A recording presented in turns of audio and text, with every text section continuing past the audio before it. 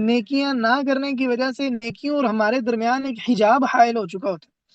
اسے آپ کہہ لیں عبادت سے نامانوسیت یا غیر مانوسیت، یا عبادت اور ہمارے درمیان ایک وحشت کا قائم ہونا، یہ ہمارے لیے بڑی رکاوٹ ہے. اب ایک شخص نے ساری زندگی، سارا سال قرآن کریم کا ایک پارا کیا آدھا پارا بھی تلاوت نہیں کیا، بلکہ بعض لوگ ایک ربع بھی تلاوت نہیں کرتے. اب رمضان المبارک آتا ہے، ہاتھ میں قرآن لیتے ہیں، ایک صفحہ پڑھتے ہیں، دو صفحے پڑھتے ہیں، تو کبھی ان کا سر درد ہو جاتا ہے، کبھی آنکھیں پتھرانے لگتی ہیں، آنکھوں کے آگے کبھی اندھیرا آ جاتا ہے، کبھی جمائیاں آتی ہیں، نیند آنے لگ جاتی ہے، اور کبھی ایک آدھا صفحہ پڑھتے ہیں تو موبائل نکال لیتے ہیں.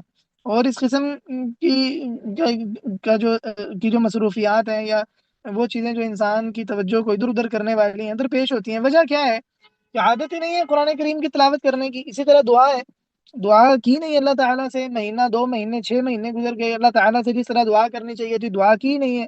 اب رمضان المبارک آ گیا، اللہ تعالیٰ سے دعا مانگنے کا سلیقہ نہیں ہے. اللہ تعالیٰ اور بندے کے درمیان ایک وحشت قائم ہو گئی ہے، غیر منوسیت قائم ہو گئی. انسان کو دعا کرنا نہیں آ رہا، اللہ تعالیٰ سے مانگنا نہیں آ رہا، انس اور الفت انسان محسوس نہیں کر رہا، لذت اور چاشنی محسوس نہیں کر رہا اللہ تعالیٰ سے مانگنے میں. کیوں؟ اللہ تعالیٰ سے اس نے مانگا ہی نہیں، اللہ تعالیٰ کے آگے ہاتھ اٹھائے ہی نہیں ہے. اب اسے وہ چاشنی اور لذت کہاں محسوس ہوگی؟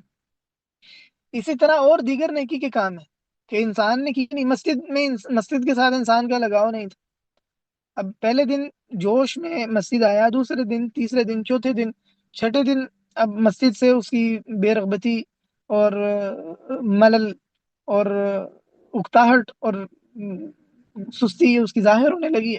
حتیٰ کہ 6 7 رمضان کے بعد سے لے کر آخری عشرے کے آغاز تک مسجد سے نمازی بالکل ہمیں دکھتے ہیں کہ کم ہوتے جاتے ہیں. جو بالکل رمضان کے آغاز میں نمازیوں کی تعداد تھی، 6 7 رمضان کے بعد اس میں کتنا فرق آ جاتا ہے.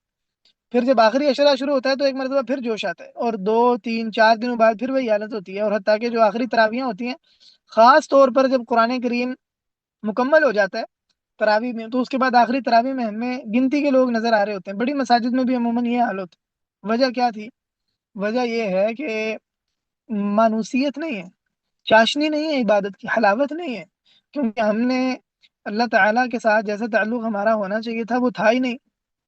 تو لہٰذا بڑی جلدی نفس اکتانے لگتا ہے، طبیعت انسان کی اکتاہٹ کا شکار ہو جاتی ہے، نعوذ باللہ. لہٰذا اگر چاہتے ہیں کہ رمضان سے بھرپور فائدہ اٹھائیں تو اس اجنبیت کو، اس غیر مانوسیت کو دور کریں. اس کا طریقہ یہ ہے کہ اپنے آپ کو نیکی اور عبادت کا عادی بنائیں، چاہے اپنی ذات پر جبر کرنا پڑے، ریاضت کرنی پڑے. ریاضت کا معنی یہ ہے چاہے کوشش کرنی پڑے، جان کھپانی پڑے، زبردستی اپنے آپ کو نیکی کے کام پہ لگانا پڑے. پہلے زبردستی نیکی کے کام پہ لگائیں گے، پھر اللہ تعالیٰ اس کو عادت بنا دے گا. اسی لیے عبداللہ بن مسعود رضی اللہ عنہ فرماتے تھے یا بنی تعود الخیر فإن الخیر بالعادہ، بیٹا، بچوں، خیر کو اپنی عادت بنا لو. فإن الخیر بالعادہ، خیر عادت کے ساتھ ہی ہوتی ہے. مطلب یہ ہے کہ انسان اپنے آپ کو عادی بنائے، انسان نیکی کے کام کو عمل میں لائے بار بار، تاکہ انسان اس نیکی کے کام میں اجنبیت محسوس نہ کرے. تو لہٰذا اگر چاہتے ہیں رمضان سے فائدہ اٹھائیں تو یہ جو اجنبیت ہے آپ اور نیکی کے درمیان، آپ اور دعا کے درمیان، آپ اور قرآن کریم کے درمیان، آپ اور ذکر اذکار کے درمیان اور دیگر نیکی کے کاموں کے درمیان، اس اجنبیت کو دور کریں.